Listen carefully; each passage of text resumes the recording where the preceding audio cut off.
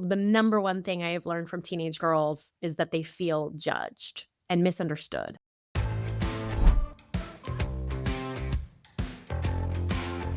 My guest today has written a book about how much we underestimate teenage girls and why we do well as parents to listen a bit more to what they have to say. Chelsey Gooden has interviewed dozens of teenage girls about what's going on in their lives and what they need from adults in order to thrive. We talk about perfectionism and self-esteem, shame around their sexuality, and the best way to get teenagers to develop a healthy relationship with their phones and social media. Spoiler alert, it doesn't involve banning apps and confiscating their phones. Chelsey, welcome to Teenage Kicks. It's great to have you here. Thank you so much. I'm so happy to be here. Chelsey, before we talk about your brilliant book and all of the topics that are in there, I really want to start with how we always start. What the tradition is, we ask everybody to say a little bit about their own teenage years and what it was like for you growing up. Yeah. Well, I share a lot of those personal stories in the book, but the things that are the most heavy hitting themes for me was uh, perfectionism and people pleasing in a way that I tied my self worth to achievement, to making sure everyone around me was happy, happy with me. That what I have learned since is that perfectionism is a quality that's very much affirmed by society because you Mm. do things pretty well, like you execute pretty well. I got straight A's. I never got a B. I was on the varsity tennis team. I was the star of the play. All these things that a parent or an adult in society would be like, "Wow, isn't she amazing?" Uh, And on the inside, and what I've learned not only in my own experience, but all the girls that deal with this, is how gripped I was to proving myself, to showing the world I was okay, that I was good, and which is actually really putting on a show and putting on a false mask because I mm, am a human being. And of course, I was struggling, just like all human beings do. And there's this disconnect specifically with perfectionism because you get so affirmed, you don't think it's a bad thing. yeah, And so instead, though, there's this real kind of lie that you present to the world. And also, people pleasing is so disconnected from your own authenticity because you're not actually checking in with your own needs, your own things that make you happy, because you're just trying to make sure everyone thinks you're great, everyone likes what you're yeah, doing, and it's very yeah. externally focused. Yeah, I can so relate because that was me growing up as well. But I know where that came from, and I've done quite a lot of work in therapy since, because I didn't know at the time. Do you have any idea where it came from for you? Yeah, well, it's something certainly I've unpacked. I call myself a recovering perfectionist. Uh-huh. And I think it comes from a lot of any type of destabilizing environment that you have. My parents got divorced when I was 11, and I had to bounce between their houses. And I was the glue. Like, I was the one that felt like I was stabilizing the chaos, that if I just was perfect enough, if I did things well enough, then everything around me would be okay. There wouldn't be any pain. My parents would be happier. Mhm. And I find this dynamic is quite common. Any Right. type of destabilizing force outside of a teenager, that a response is often achievement, perfection, people pleasing, in trying to just make it all okay and do your part, but it's all unconscious, right? You're not doing it consciously. Yeah, no, I mean, I had no idea. I knew I was a perfectionist as an older, well, probably in my 20s and early 30s, but I didn't know why, and I just thought that was part of my psyche, Yeah, well, but I'll I also didn't know say it at the time. yeah, totally, and there's a lot of pressures on women in general too that we have to prove ourselves, right? Like, and that I mean, that's one of the things I say to girls all the time, like, "You have nothing to prove to me," and they look at me so emotionally with wide eyes like, "What?" Like, no one has ever Yes. told them that it's this idea that we have to earn our our self-worth in this world, and Yeah, yeah, yeah, I mean, that's so true, like, we can't just be what we are and be good enough. yeah, and just you have inherent value exactly the way you are. I mean, that's been kind of the radical idea I've been spreading, and it's been interesting how people respond like, "Yeah, yeah, I love my kid the way they are, but I wish they did this, this, this, and this," right? Yeah, well, also not even that, but, we want our kids to do well, to be the best they can be because we're in the world that's really when we're sold the narrative that everything's really competitive and you're only going to survive if you try really hard and do your best. School tells people that you have to try your best. And I think that's something that shifted in a parenting narrative in the last few years. Certainly, I never told my children that they had to get straight A's, but I did tell them they had to always try their hardest and do their best. And that is, I realize now, my kids are adults. That's almost as damaging. Well, and it connects to productivity too, where there's like Mm, that's another aspect of my teenage years is just feeling like I had to work hard and do. And mm, that productivity, as long as I'm being productive, then I also have worth, right? Whether it's the straight A or not. And then the way I've unpacked that is honestly finding your authenticity more, like what actually lights you up in life, what actually gives you joy. Because yeah, productivity often is just this do, get the errands done, get the grade, do the work, yeah, and there's a hustle culture. And when I actually asked kids, or even searched within what actually makes me happy, what lights me up, and when I start connecting to that, that's when there's a lot of ease. There isn't this whole beating myself up. You got to do more, and I yeah. just do things out of ease, and it's this a pretty foreign concept, like, "What? Things can be easy?" And I've now experienced it at a really high level where there's been a lot of achievement, but there was a great deal of ease to it, and that's a really interesting thing to reveal. Yeah, because 'cause you're just enjoying what you do, and therefore success comes behind it, rather Ye than striving for success and then figuring out how to feel better about what you're doing. Exactly, and I feel for parents because I think the motivation comes from uh, teaching and protecting their kid. They wanna protect them from life's pains, and as long as you teach them how to work hard or Yeah, achieve, then you'll be able to protect them, yeah, and I found that it can have the reverse effect too, like that sense of, control a kid often feels. yeah, There's a natural, like, pushing it away, rebelling against it, and then what's left what's isn't discovered is actually just what would have been authentically who they are in finding their path to success. yeah, yeah. Well, it's interesting you mentioned control because I feel like that business of perfectionism and trying to make everything as good as it can be, that is a control thing. It has to do with safety, and as you describe, you said destabilization in a family. The more you can control things and predict them, the safer we feel.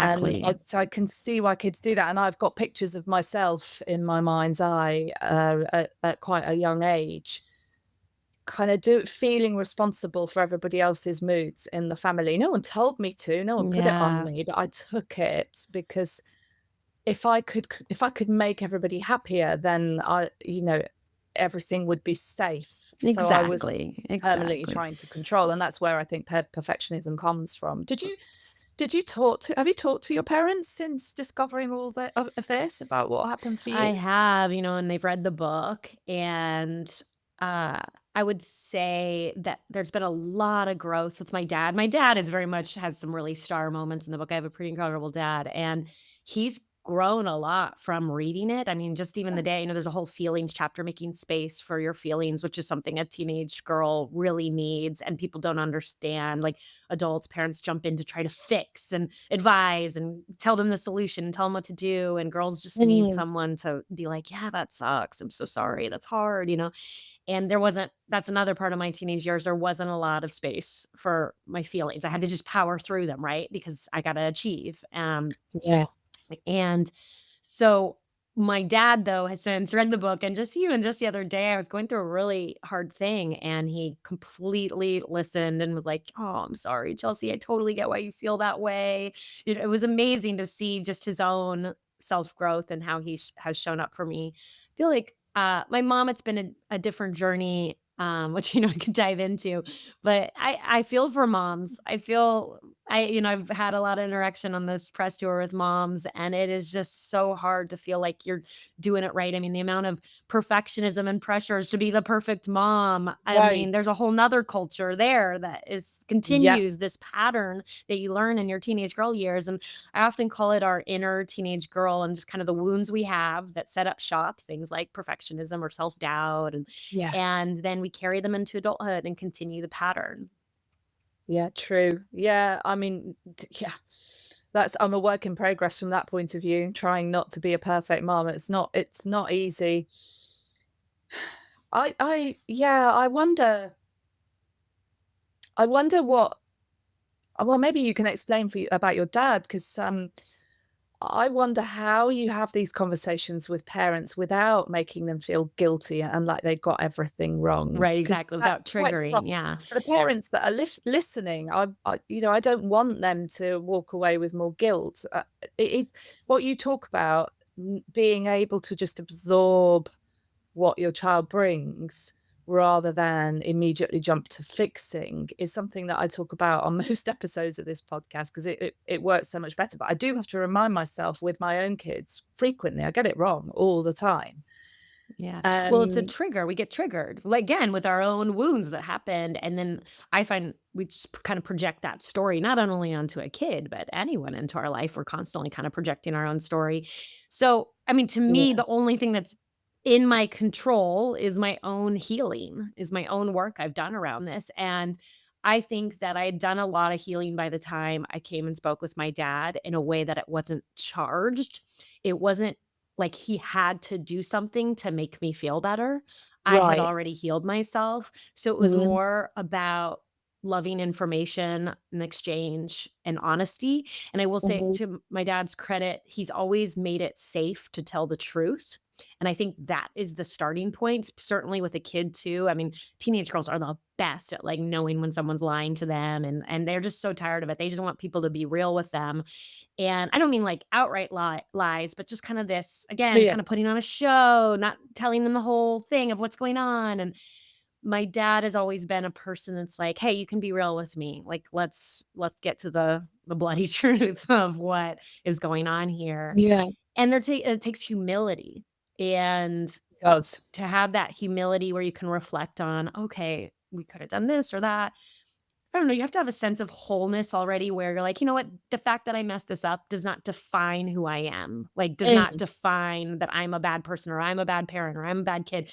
And it comes kinda back to perfectionism because perfection doesn't exist. It's a completely, wrong thing to be striving for because yeah, it's never you're never gonna get there. no, So it's just this unending feeling of unworthiness, and so if you approach with this humility that, like, we're not perfect, we're just human beings, we're all gonna make mistakes, we're all gonna learn from them, and that's really the point of life.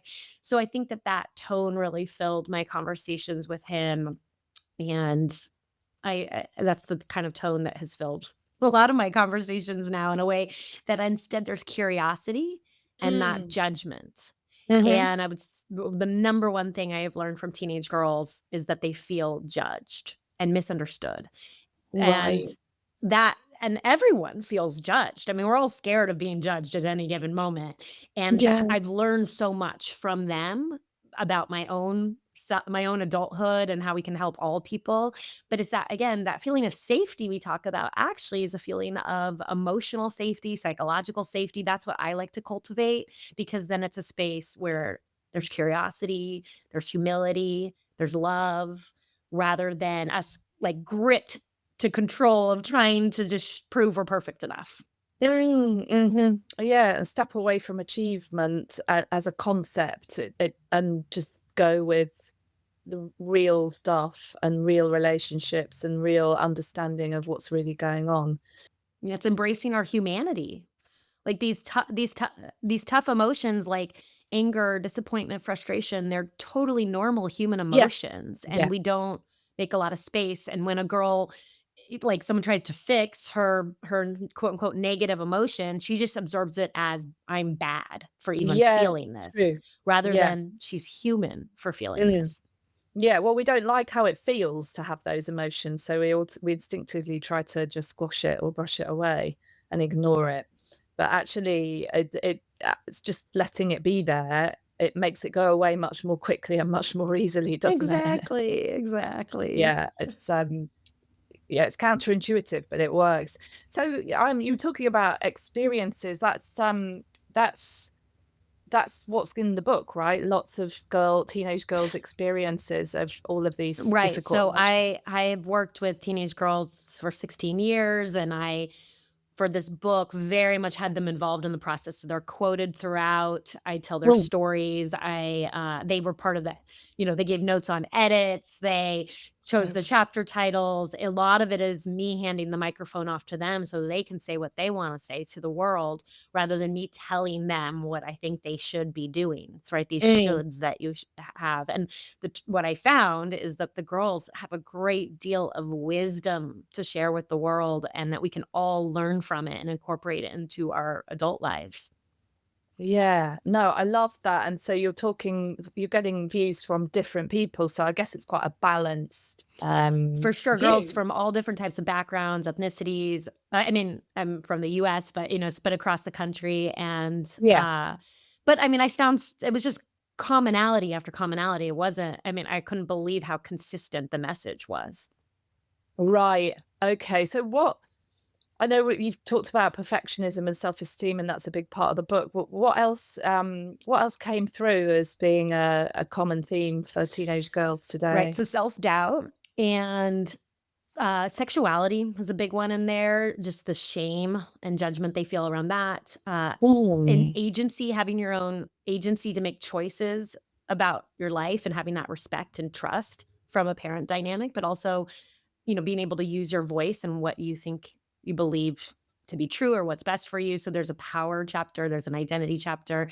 Then there's also technicalities like friends, navigating the world of friends, Of course. beauty, navigating media is a chapter.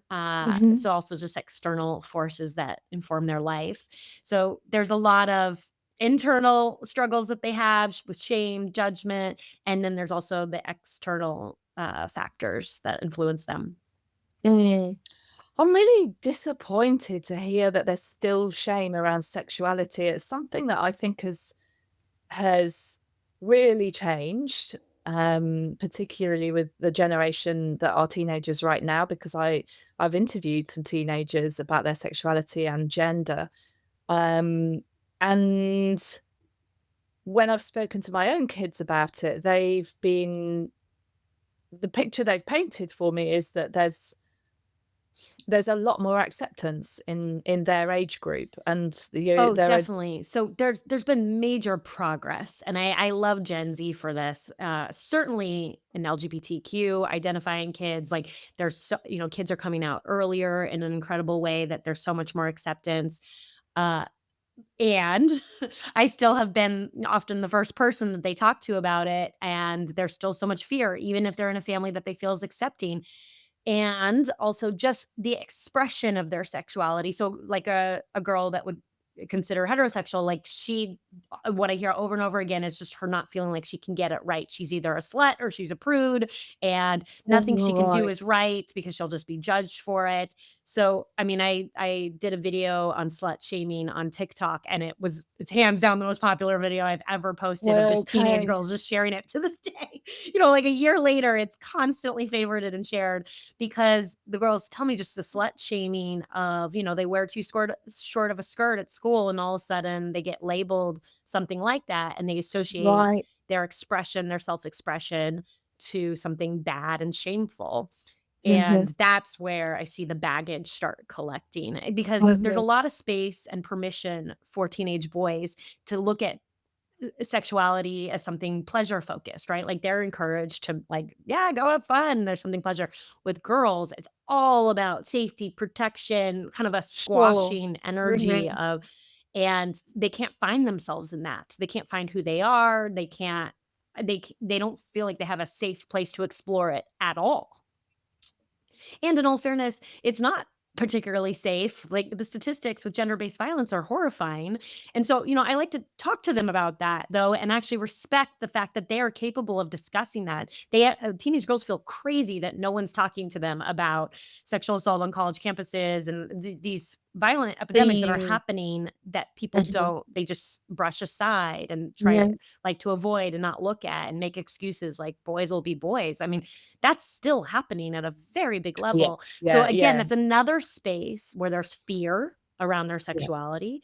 And what if there were, in the US's sex education curriculum is abysmal, like only 11 states require that consent be taught in their sex education curriculum. So I mean, of course boys are confused, Wow. everyone's confused. I mean, that's awful, right? I mean, Yeah. as a yeah, I don't know if the statistic is fully updated, but I'm sure it's not that different, but only 18 states require that sex education is medically accurate. So that's our Right. base level we're dealing with, let Yeah. alone something about feeling empowered in your sexuality, understanding your identity within it. I mean, instead it's fear, fear, fear. Yeah. Yeah, yeah, yeah. And I think parents also unwittingly, build that foundation in girls, unfortunately. I've been there with like, "Oh, I think that dress looks amazing on you, but please don't wear it out on the street," and which is purely, that's exactly what it's exactly what girls are complaining about, isn't it? And Exactly. I and I'm cementing it because of the fear of a parent. And actually, I think maybe that's where we should start. We're going completely off track, but maybe we should start with the parents because we're so scared about anything happening to our children that is negative or could hurt them, that we try to teach them to protect themselves from it. I mean, it starts with cordoning off sharp corners when they're starting to crawl, and goes through, you don't go anywhere near a road without holding somebody's hand until we've taught you how to cross it safely. Um, and Well, and I it's will all part and say parcel of that, but it's not, I think what parents probably don't realize, I saw an exhibition a few years back of things that women and girls were wearing when they were sexually assaulted. It's nothing to do with how they're dressed. nothing.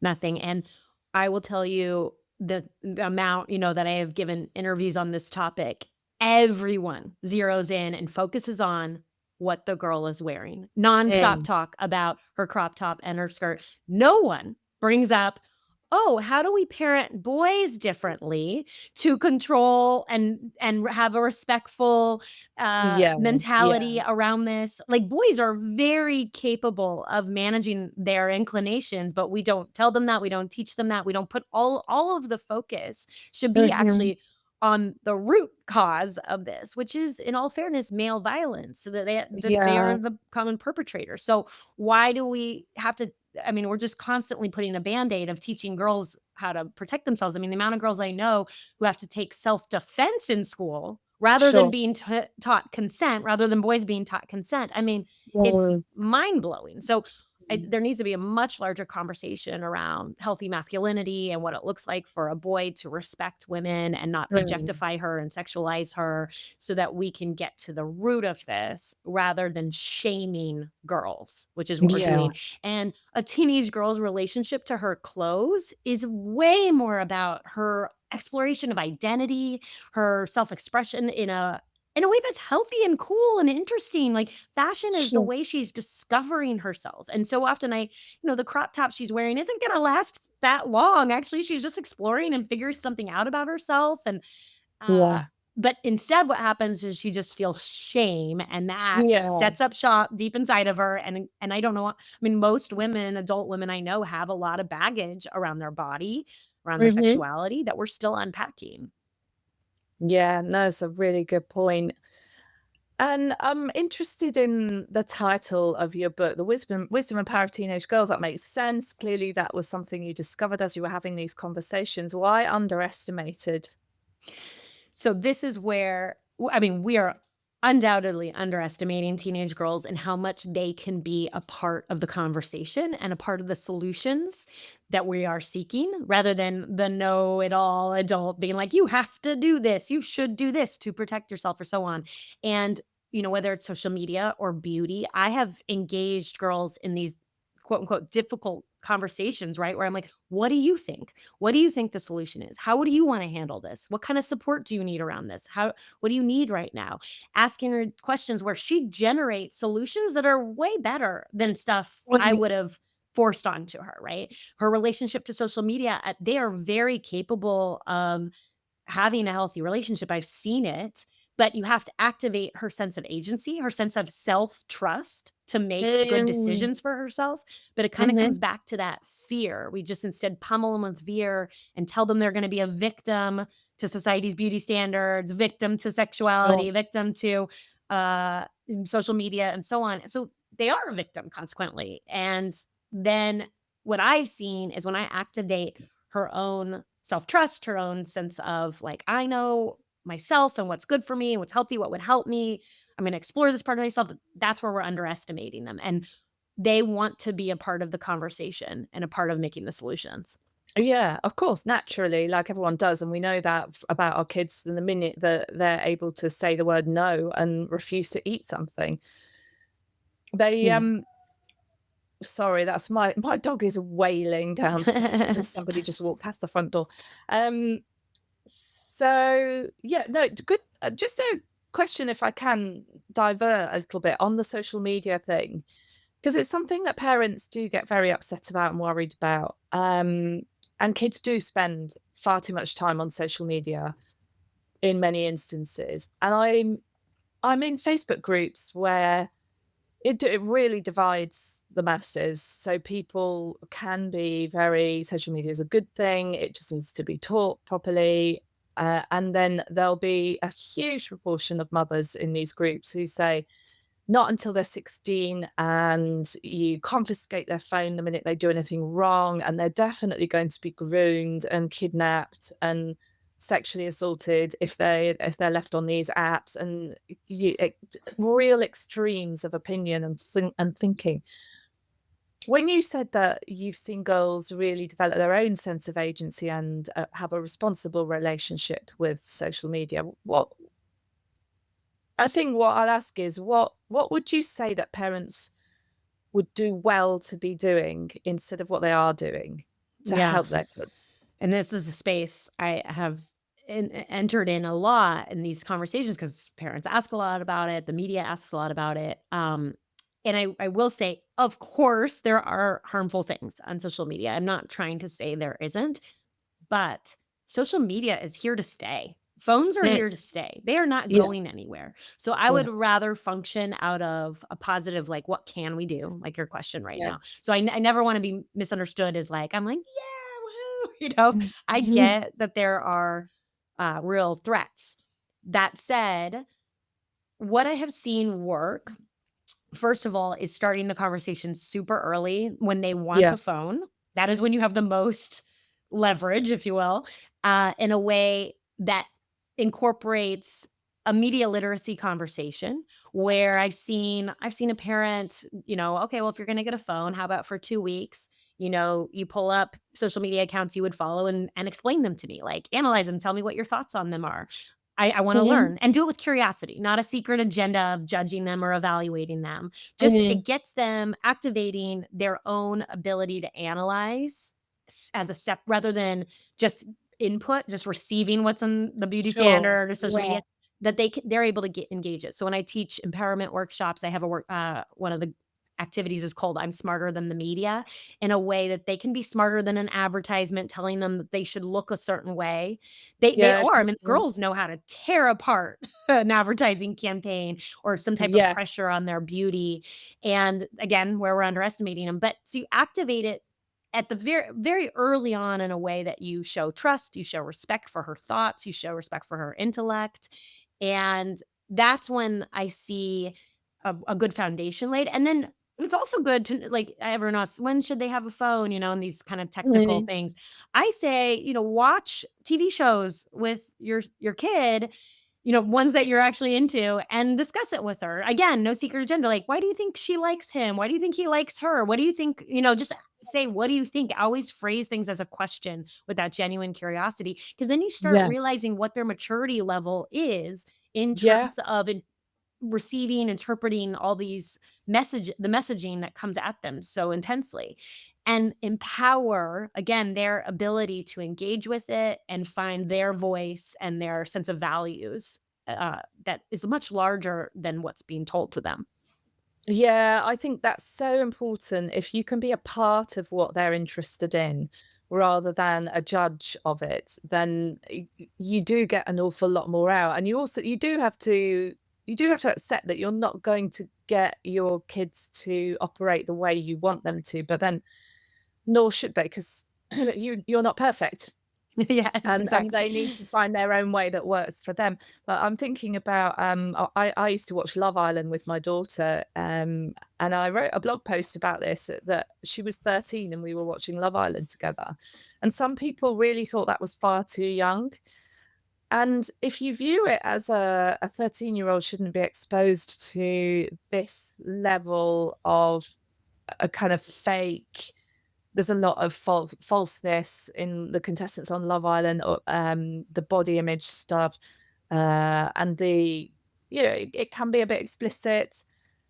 If you view it that way, then it's not a good thing to watch. But if you view it as you just said, you made me, you reminded me of it when you say, "Why do you think she likes him? What do you think about what she's done to her lips?" or whatever it is, then you do have interesting conversations, and you have a chance to, not, I wouldn't say influence, because influence implies telling them that you don't like their lips, and so therefore they shouldn't like their lips, and they're never ever gonna let you have that, but It's activating, you're activating their thoughts about it, and yeah, I think 13, I'm gonna stand by you, I think it's a reasonable age because they're gonna be exposed to all this stuff anyway, so you might yeah, as well be hanging out with her and actually talking about it. That is such a yeah, positive thing. I mean, heck, yeah, they've already been exposed to so many things worse than Love Island, usually by 13. exactly. I And think there are 13-year-olds who are talking about whether or not they should get lip fillers, and of course, as parents, we're all going, "Of course you shouldn't, you're just beautiful." right, but that, like, kinda simplistic overprotection, it ends up going awry because you end up never having the good conversations. Because honestly, once they're 16, they're definitely not gonna be talking about it with you Yeah, in a yeah, big they way. won't talk to you about it. Yeah, Yeah, and I no. will say too about phones, a teenager's relationship to their phone is about friends, first and foremost, and I think that's something parents Completely. really don't fully understand. They think it's maybe about social media or so on, or just zoning out, and when you take away their phone, you are taking away their ability to connect to their friends because that's the culture now, and that is, again, Yeah, not going away. That is how they yeah, connect with each other, and you may not like that, but it's the truth, and so it when we take away the phone, their experience of it is way more harmful than what the parent thinks they're doing, it's just protecting them from a social media thing, so there's a real disconnect, and that's where, again, the conversation needs to better happen, where there's genuine curiosity, seeking to understand first, rather than kinda, "I know what's best for you," because that has the reverse effect, and that she just hates you. yeah, yeah, exactly, and we really don't know what's best for them because we don't live in their world in the same way that they do. And that's, again, asking, like, "Well, how can I support you in this? Yeah, What do you need right now? Okay, I hear you that yeah, you need more time with your friends, and I'm concerned you're going to bed at 2 a.m. because you keep scrolling yes, on your phone." So, yeah, like, really, like, have her feel heard and understood first. I always say, have an entire conversation where you just listen mm, and it's reflect not back easy. what you heard so that she can feel heard, and Mm, then maybe the next conversation you can come in and be like, "Okay, well, this is my concern." And they will rise to the occasion when they feel heard and respected, then they tend to respect you more. that's true, yeah, it's not just a battle.